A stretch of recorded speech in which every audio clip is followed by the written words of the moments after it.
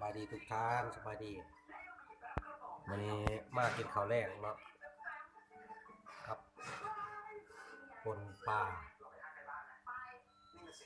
หัวปลาก็มีพักหนอกหรือว่าพักใบบัวบกแตงหน่อยข้าวแรกกันเด้อ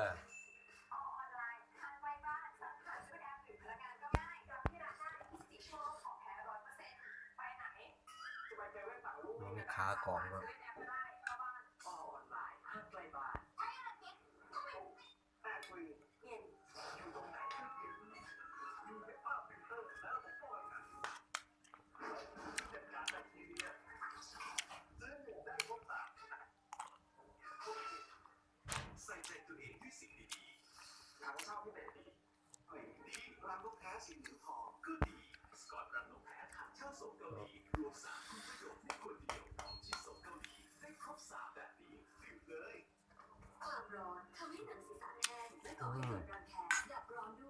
มีเมืองพักนะเมืองพักเนาะพักสีพักสีพักสีแบบภาษาไทยเขาเอ่ยพักยัง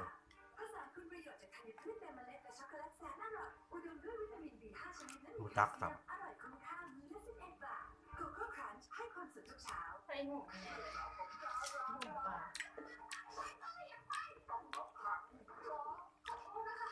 พักอีหุ่มเนาะ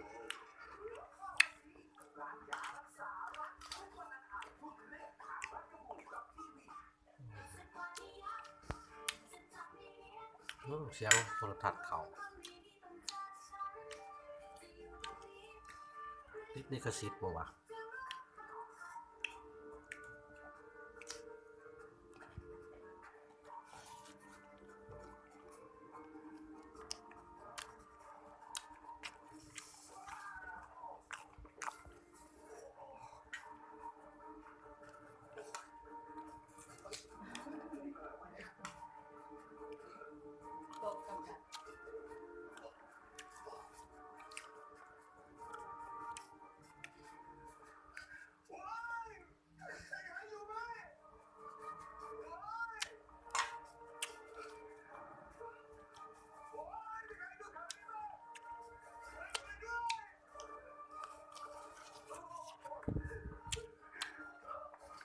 ขี่ปลาวะหัวปลาวะ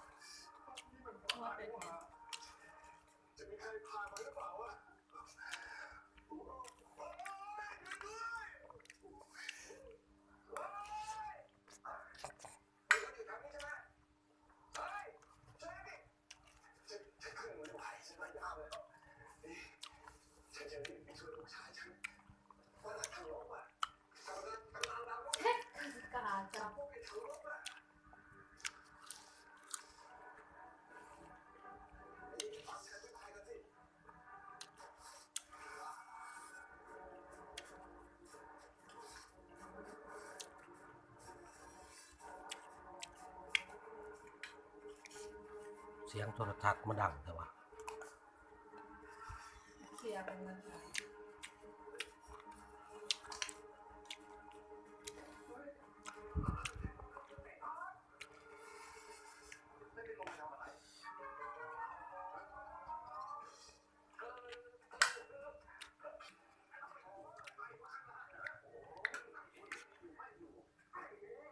ลูกไปนอน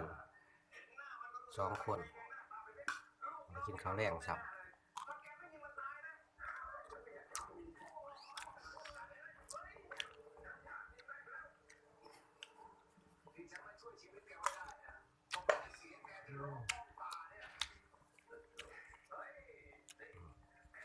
แป้งหน่อย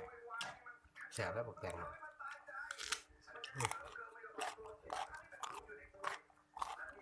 กรอบเลย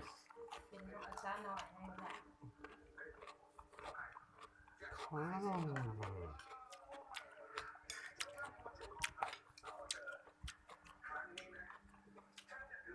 สดอัพวัน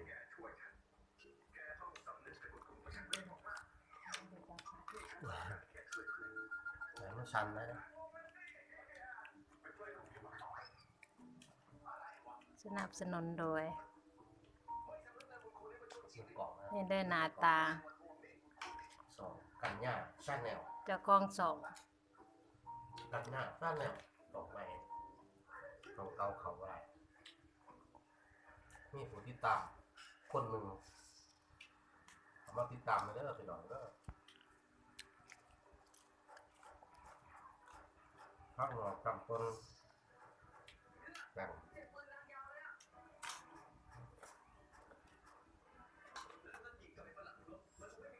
ตัวเขา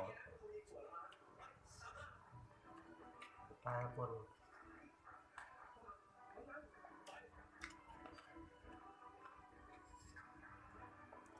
ที่ขาเด็กน้อยนอนเนี่ย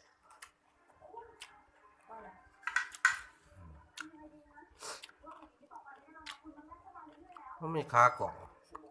มีแต่ขาเด็กหน่อยขากล่องมันมี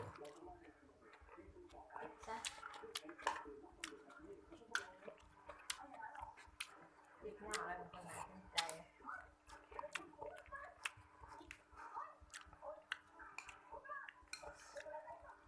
ยังสิตัดต่ออยู่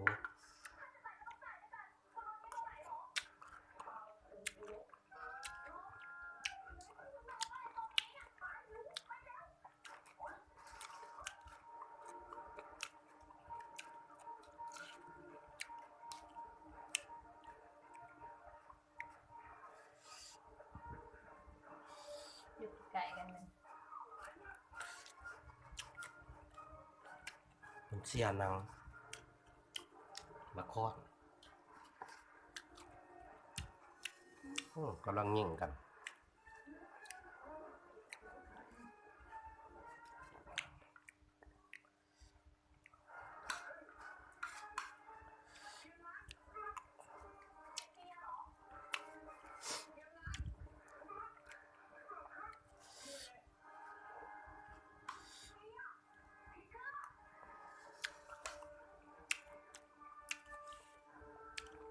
น่าจะตกพาตาย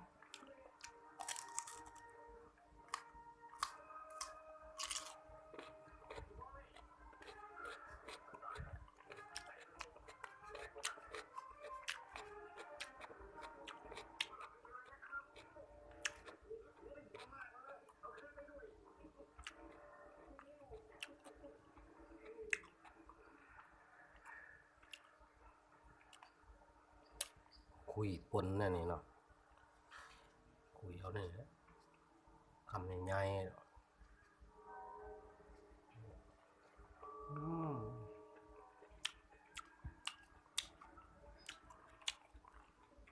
นอนนัดแรก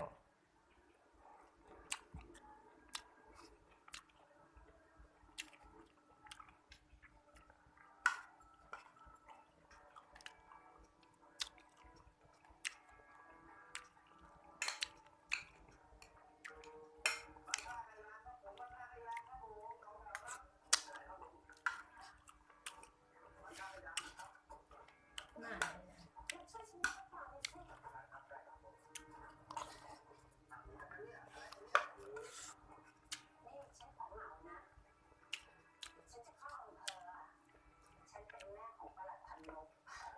สำหรับคลิปนี้ขอจบสำเนีก่อนเนาะขอบใจพี่น้องที่ติดตามรับชมอย่าลืมกดติดตามกด Subscribe ให้แน่เด้อพี่น้องเด้อ